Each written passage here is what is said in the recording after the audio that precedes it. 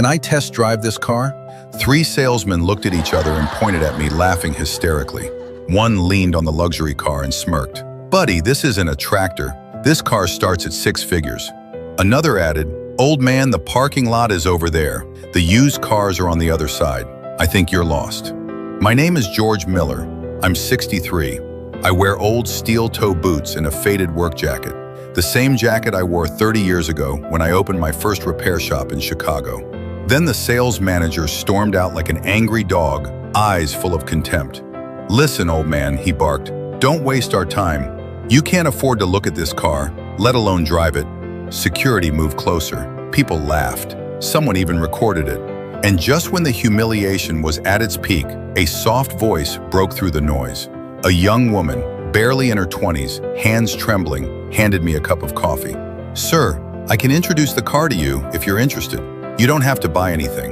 Her manager snapped at her. Emily, are you out of your mind? Talk to him again and you're done. The laughter rose again, but this time I just smiled. Thank you, I told her gently. You made my day. As I walked out of the showroom, I quietly slipped a folded card into her hand. It said, tomorrow, 9:30 a.m., Skyline Industries, top floor. The next morning, Emily stood in front of a towering glass skyscraper. The words Skyline Industries shimmered above the entrance, the same address from the card. She walked inside, rode the elevator to the top floor.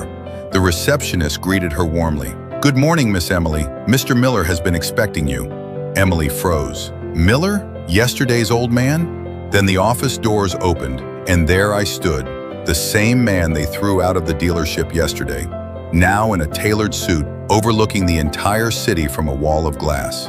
When she stepped into my office, I turned and smiled. Good morning, Emily. Thank you for coming. Her voice trembled. Mr. Miller, do you work here? Did I do something wrong yesterday? I shook my head, still smiling. No, I'm the founder of Skyline Industries, and the dealership you work at was acquired by my company 3 months ago. Yesterday, I said nothing about who I was. I simply wanted to see how people treat someone who looks like they have nothing. And you, I said softly, were the only one who treated me like a human being. Tears filled her eyes. I'm so sorry they treated you that way. Come on, I told her. We have a meeting to attend.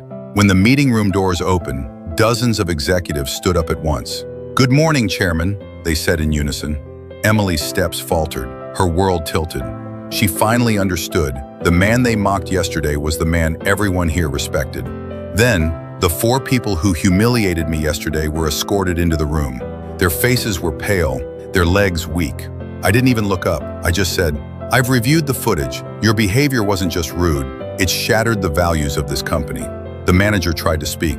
Mr. Miller, yesterday, enough. My voice cut like glass. Then I turned to Emily. From today on, you are the new customer experience supervisor of that dealership. You will rebuild the entire service system. She was stunned. Me? But I placed a gentle hand on her shoulder. Because you understand something simple. Respect costs nothing, but its value is priceless. Her eyes filled with tears again. Then my voice turned cold. As for you 4, you're suspended, investigated, and demoted.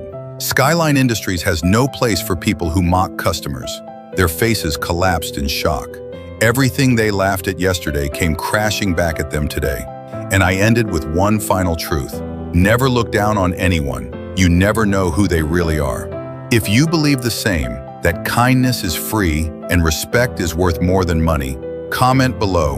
Respect is the cheapest form of dignity. And share this with someone who still believes in good people.